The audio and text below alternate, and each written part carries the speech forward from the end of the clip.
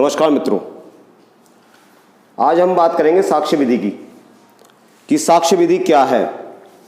साक्ष्य विधि एक प्रक्रिया विधि है जो ऐसे नियमों को प्रतिपादित करती है जो हमें बताती है कि न्यायालय के समय विचारण में क्या क्या होगा। तो हम पहली बात करते हैं जो बताएगी कि कौन से तथ्य सुसंगत माने जाएंगे और कौन से तथ्य विसंगत। दूसरी बात, सबूत का भार किस पर होगा और साबित करने का भार किस पर होगा। तीसरा, कौन सक्षम साक्षी होगा अर्थात साक्ष्य देने के लिए कौन योग्य माना जाएगा। फिर उसके बाद उपधारणा क्या है, न्यायालय किन तथ्यों की उपधारणा कर सकेगा, करेगा और किन्हें निश्चय सबूत मानेगा।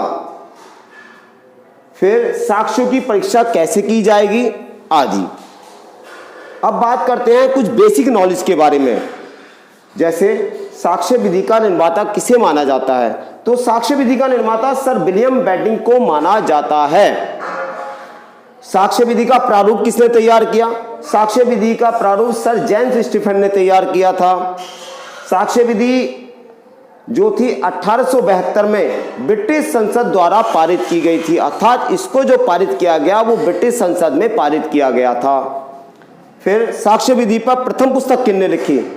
साक्ष्य विधि पर प्रथम पुस्तक लिखी बैरन गिलबर्ट ने, जिसका प्रकाशन 1756 में हुआ।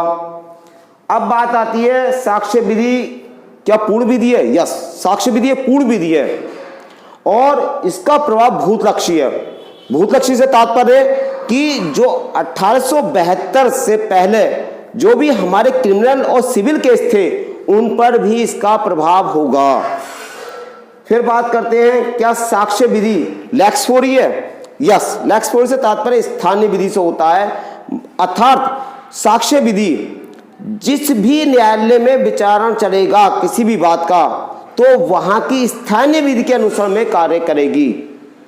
तो इस आधार पर साक्ष्य विधि एक स्थानीय विधि है। ठीक, अब हम आगे बात करते हैं साक्ष्य विधि के कौन से उपबंध केवल आपराधिक मामलों में लागू होते हैं।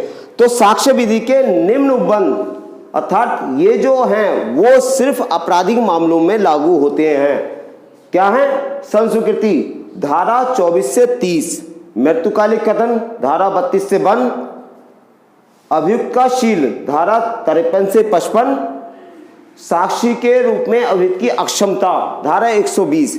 ये जो निम्न उपबंध हैं ये सिर्फ साक्ष्य विधि के आपराधिक मामलों में ही लागू होंगे। अब हम बात करते हैं साक्ष्य विधि को कितने भाग, कितनी अध्याय और कितनी धाराओं में विभाजित किया गया है। तो साक्ष्य विधि को 3 भाग, 11 अध्याय और 167 धाराओं में विभाजित किया गया है। साक्ष्य विधि का पूरा नाम क्या है? साक्ष्य विधि का पूरा नाम भारतीय साक्ष्य अधिनियम 1872